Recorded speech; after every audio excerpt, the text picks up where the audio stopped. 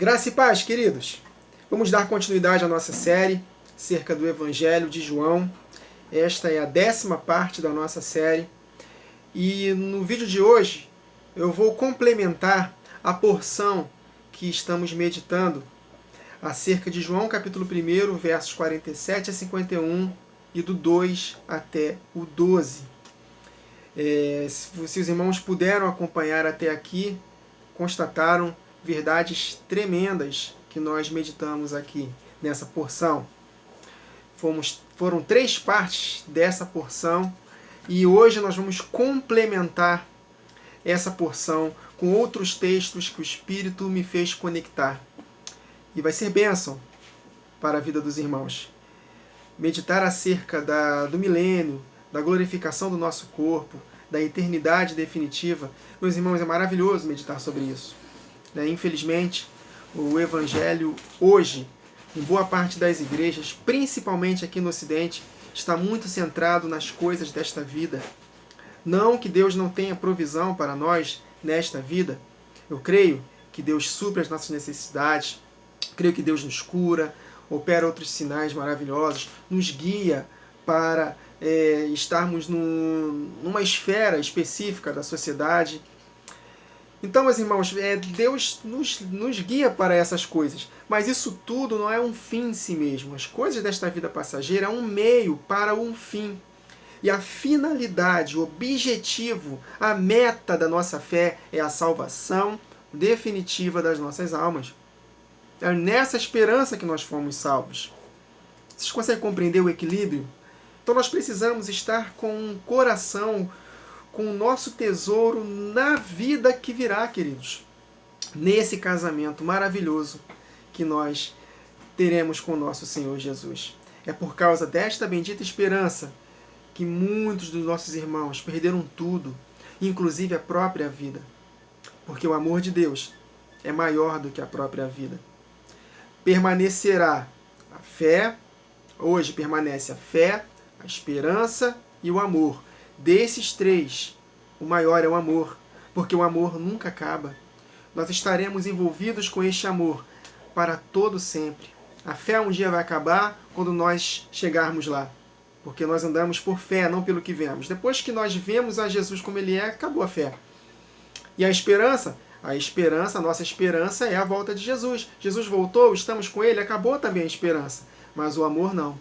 O amor estará conosco para todo sempre, nessa comunhão com o Pai e o Filho. Então, meus irmãos, nós precisamos cultivar no nosso coração um anseio, uma aspiração pela eternidade, pela volta de Jesus, pelo seu reino que está chegando, o seu reino milenar. É para essa esperança, queridos, que nós somos salvos. Se nós focarmos a nossa vida na eternidade, nada do lado de fora, nada nesta vida passageira, problema algum vai tirar a nossa alegria. A nossa alegria está exatamente na pessoa de Jesus, na pessoa do Pai, nessa unidade do Espírito, nessa vida eterna e nessa coroa que nós vamos receber, a coroa que nunca vai se corromper. É a coroa da vida, a coroa da justiça, uma coroa de glória, uma coroa de esplendor. Essa é a coroa, meus irmãos, o prêmio da soberana vocação de Deus em Cristo Jesus. Então é isso. Então a palavra de Deus, de Gênesis a Apocalipse, nos aspira a esse dia maravilhoso. Desde o começo, está escrito em Isaías 46, se não me engano, verso 10, que Deus anuncia o fim desde o começo. Então, desde Gênesis, Deus está anunciando o fim. E pensa em algo que Deus não vê a hora. É o casamento do seu filho. Por isso que o Espírito e a noiva clamam, vem Jesus. A comunhão do Espírito, que é a comunhão com o Pai e o Filho, essa comunhão do Espírito clama dentro de nós, nos faz aspirar. Vem, Senhor Jesus. Senhor, muito obrigado por essa palavra maravilhosa. Nós te agradecemos, Senhor, nós te honramos. Perdoa nossas falhas, Senhor Jesus. Que essa bendita esperança esteja cada vez mais aumentando no nosso coração. É por causa dela que nós estamos aqui, Jesus. A sua alegria completa dentro de nós. a sua presença, Senhor Jesus. O Senhor é o nosso pastor. Nada nos faltará. Nada. Ainda que possamos perder tudo do lado de fora, inclusive a própria vida, mas nós já temos a vida eterna, que é a tua presença, Senhor Jesus. Muito obrigado por essa presença maravilhosa. Ainda que andemos pelo vale da sombra da morte, não temeremos mal algum, porque tu estás comigo, Jesus. Tu estás conosco. A tua vara e o teu cajado nos consolam, Senhor Jesus. Muito obrigado, Senhor Jesus.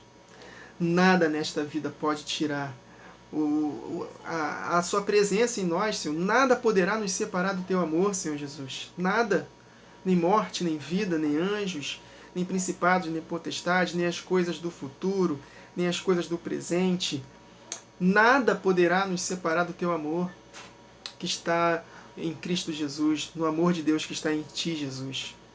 Muito obrigado por essa oportunidade de estarmos aqui meditando na sua palavra, palavra de vida eterna, palavra que gera em nós alegria, esperança, um futuro, palavra que nos equilibra, Senhor Jesus, palavra que nos faz discernir todas as coisas, Senhor Jesus.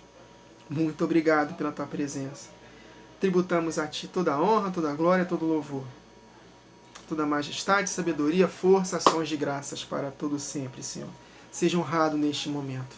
Exaltamos o seu nome e a sua palavra acima de todas as coisas. Amém, meus irmãos? Vamos lá. Então vamos ler novamente essa porção e vamos finalizá-la pela graça de Deus. Então, eu gostaria muito que os irmãos pelo menos ouvissem novamente as últimas 3 gravações, a parte 7, 8 e 9, juntando com essa aqui, para que possamos somar tudo e nos enchermos dessa verdade. Então, João capítulo 1, versos 47 em diante. Jesus viu Natanael aproximar-se e disse a seu respeito: Eis um verdadeiro israelita, em quem não há dolo. Perguntou-lhe Natanael: De onde me conheces? Respondeu-lhe Jesus: Antes de Filipe te chamar, eu te vi quando estavas debaixo da figueira. Então exclamou Natanael: Mestre, tu és o Filho de Deus, tu és o Rei de Israel. Ao que Jesus lhe respondeu: Por que te disse que te vi debaixo da figueira, crês? Pois maiores coisas do que estas verás, Natanael. Porque você vai ver, porque você é um israelita verdadeiro, em quem não há dolo. Você teme a Deus, guarda os seus mandamentos. É isso que Jesus quis dizer, meus irmãos. Verso 51. E acrescentou: em verdade vos digo, que vereis o céu aberto e os anjos de Deus subindo e descendo sobre o Filho do Homem. Já expliquei para os irmãos que é a nossa esperança de ver Jesus voltando com miríades e miríades de anjos. E aí João escreveu, no capítulo 2, verso 1, no terceiro dia. Nós já meditamos que esse terceiro dia fala acerca do casamento, da volta do Senhor Jesus. Então, no terceiro dia, não foi por acaso que João escreveu, não foi por acaso que Jesus conversou com Natanael, sabendo que 3 dias depois haveria um casamento. Jesus foi totalmente guiado pelo Espírito do Pai.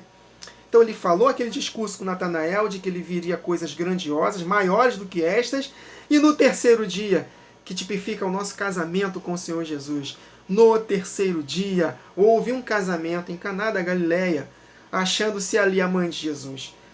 Jesus também foi convidado com seus discípulos para o casamento. Tendo acabado o vinho, a mãe de Jesus lhe disse: Eles não têm mais vinho. Olha só, meus irmãos, nós nascemos de novo. Um novo nascimento é esse vinho. E esse vinho vai acabar. Sabe quando? Na segunda metade da última semana, quando o anticristo se manifestar, ele vai cessar o grande avivamento. Então, a manifestação de Deus vai cessar por causa da manifestação do anticristo. Porque Deus vai permitir que ele haja por 3 anos e meio. E aí no verso 4, mas Jesus lhe disse: Mulher, que tenho eu contigo? Ainda não é chegada a minha hora. Então ela falou aos serventes: Fazei tudo o que ele vos disser. Nós devemos perseverar, queridos, em fazer tudo o que Jesus nos ordenou. Aí ele fala: Estavam ali 6 talhas de pedra que os judeus usavam para as purificações. Santificação, pureza, queridos. Obediência. Pelo Espírito Santo. E pela palavra de Deus, que é a água. E cada um Cada uma levava 2 ou 3 metretas. Jesus lhes disse: enchei de água as talhas. Nós precisamos estar cheios do Espírito. E eles as encheram totalmente, meus irmãos. Então lhes determinou: tirai agora e levai ao mestre-sala. E eles o fizeram, obedeceram. Tendo o mestre-sala provado a água transformada em vinho, não sabendo de onde viera, se bem que o sabiam os serventes que haviam tirado a água, chamou o noivo e lhe disse: todos costumam pôr primeiro o bom vinho, e quando já beberam fartamente, servem o inferior. Você fez o contrário. Tu, porém, guardastes o bom vinho para agora, até agora. Com este, deu Jesus princípio a seus sinais em Caná da Galileia. Manifestou a sua glória e os seus discípulos creram nele. Manifestou a sua glória. Então, Natanael, ele verá no terceiro dia, esse casamento, essa glória, meus irmãos, que vai acontecer. O vinho vai acabar pela manifestação do anticristo, mas o melhor vinho vai ser transformado e nós teremos a glória de Jesus. Semelhante ao seu corpo glorioso, nós seremos glorificados por Deus com os corpos incorruptíveis. Então nós meditamos sobre isso. Eu não vou falar mais nenhum detalhe do que nós falamos nas últimas 3 gravações, por causa do tempo. Então, se os irmãos puderem escutar novamente as últimas 3 gravações, ouçam, escutem com atenção, que os irmãos vão compreender o que eu estou falando aqui, que é exatamente acerca da volta de Jesus. Essas são as coisas gloriosas e grandiosas que nós veremos no terceiro dia. Então, o mundo futuro é a nossa esperança. Então vamos ler aqui alguns textos que o Espírito nos pediu para lermos nesta gravação, para finalizarmos essa porção. Hebreus capítulo 2, versos 6 a 8. Antes, porém, em certo lugar, deu pleno testemunho, dizendo: que é o homem que dele te lembres? Ou o filho do homem que o visistes? Fizeste-o por um pouco menor do que os anjos, de glória e de honra o coroaste, e o constituíste sobre as obras das tuas mãos. Olha o detalhe. Todas as coisas sujeitaste debaixo dos seus pés. Então, Jesus Cristo venceu na cruz. Agora, no nosso tempo presente, olha só como o escritor dos Hebreus fala. Ora, desde que lhe sujeitou todas as coisas, nada deixou fora do seu domínio. Agora, no momento, nesses 2 dias, nesses 2 milênios, porém, ainda não vemos todas as coisas a ele sujeitas. Veremos no terceiro dia, no terceiro milênio, os anjos de Deus subindo e descendo sobre o Filho do Homem, com miríades e miríades de anjos, e nós retornando com ele, montados em cavalos brancos, para vencer o anticristo e todos os seus súditos, e para reinarmos com Cristo nesta terra, vitoriosos. Então ainda não vemos isso, mas já está consumado. Amém, meus irmãos? E Romanos 16 e 20, e o Deus da paz, em breve, no terceiro dia, esmagará Satanás debaixo dos nossos pés. Vamos vencer, meus irmãos, se permanecermos até o fim. A igreja está sendo edificada nesses 2 dias, nesses 2 milênios. Mas quando ela terminar a edificação, no terceiro dia, as portas do Hades, do mundo dos mortos, do Sheol, não prevalecerão contra a igreja. Assim como a morte não pôde reter Jesus, a morte não vai nos reter. Nós venceremos a morte com Cristo Jesus. O Espírito dele, unido ao Pai, o Espírito vivificante, vai glorificar o nosso corpo mortal. Hebreus 4, 8 a 11. Ora, se Josué lhes houvesse dado descanso, não falaria posteriormente acerca de outro dia, o terceiro dia. Portanto, resta um repouso para o futuro para o povo de Deus. Porque aquele que entrou no descanso de Deus, também ele mesmo descansou de suas obras como Deus das suas na criação. No 7º dia Deus descansou, e esse descanso, meus irmãos, é para a igreja vitoriosa. Esforcemo-nos, pois, por entrar naquele descanso no futuro, no terceiro dia, no 7º milênio, a fim de que ninguém caia segundo o mesmo exemplo de desobediência. Então nós devemos nos esforçar. Aquele que está firme hoje, cuide para que não caia, precisamos perseverar até o fim para que possamos alcançar o objetivo final da nossa fé, que é esse casamento no terceiro dia. 2 Coríntios, capítulo 5, versos 1 a 10. Olha como a palavra de Deus nos aspira pela eternidade. Sabemos que, se a nossa casa terrestre deste tabernáculo se desfizer, está falando acerca do nosso corpo mortal, temos da parte de Deus um edifício, casa não feita por mãos, eterna nos céus. Essa é a nossa cidade que está nos céus, de onde aguardamos um Salvador. E ele continua, e por isso, neste tabernáculo, que é o corpo, gememos. Olha como ele fala, aspirando por sermos revestidos da nossa habitação celestial. Uma aspiração, queridos.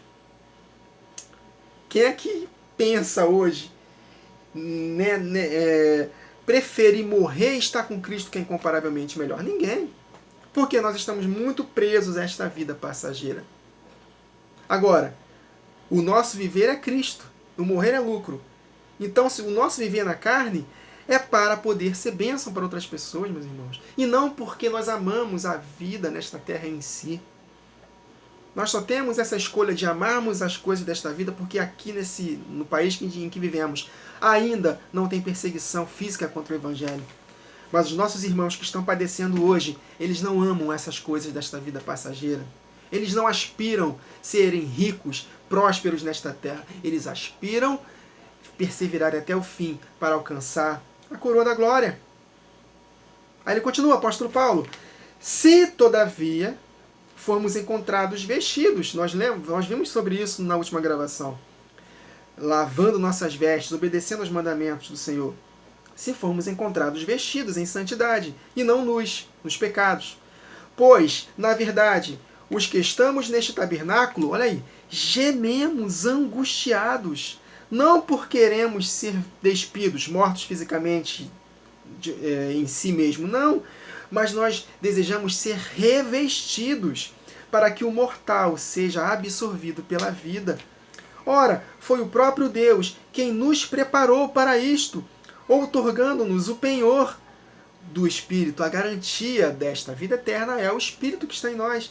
Temos, portanto, sempre bom ânimo, sabendo que, enquanto no corpo, estamos ausentes do Senhor, ausentes dessa glorificação, dessa plenitude, ausentes deste casamento, meus irmãos. Esta é a glória superior que nós vamos ver, o vinho melhor. Aí ele continua, visto que andamos por fé e não pelo que vemos. Está vendo o contexto? O contexto de andar por fé e não por vista é exatamente o contexto de aspirar pela eternidade. Eu não vejo essa eternidade, mas eu ando pela fé nessa eternidade.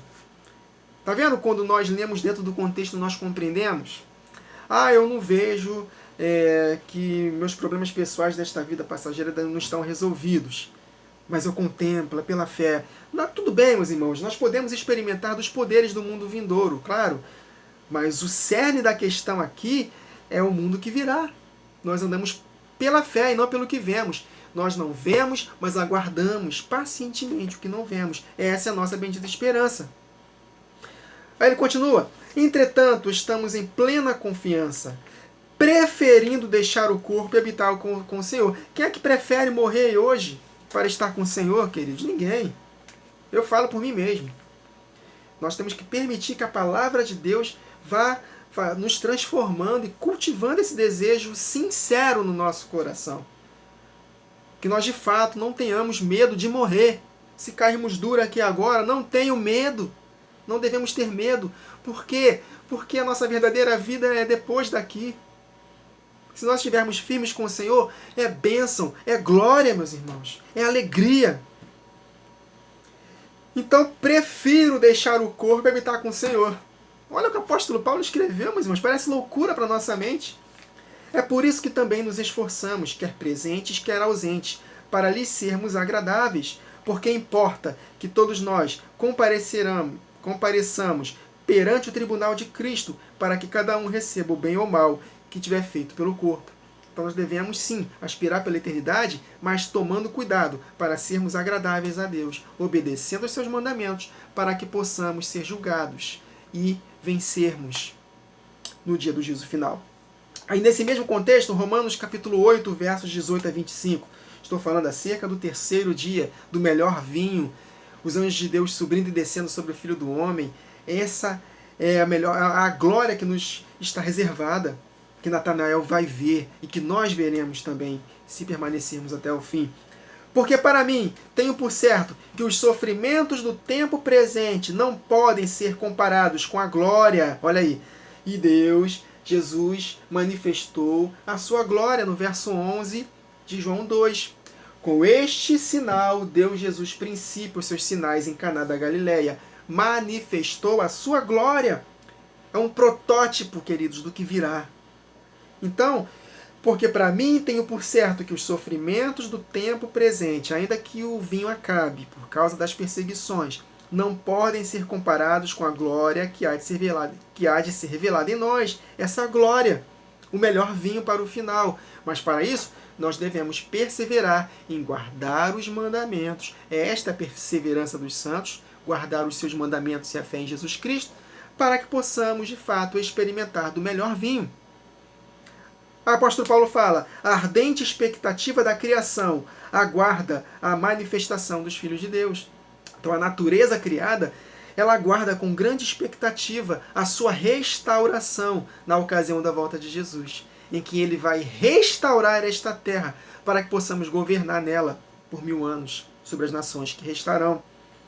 Pois a criação está sujeita à vaidade, não voluntariamente, mas por causa daquele que a sujeitou, por causa de Adão, na esperança de que a própria criação será redimida do cativeiro da corrupção para a liberdade da glória dos filhos de Deus.